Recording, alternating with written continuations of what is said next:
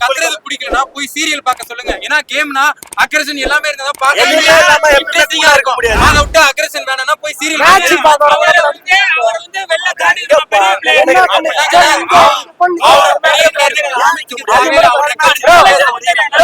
நின்னு பேச ரெக்கார்ட் பேசி போட்டு பேசுறானே. இந்த மாதிரி பெங்களூர்ல பேச முடியுமா? நம்ம போயிட்டு அடிச்சுட்டு நீ அடுத்த வருஷம் வாங்க, நான் கூட்டி போறேன். நீ சப்போர்ட் பண்ற நீ தமிழன் சப்போர்ட் பண்ணு.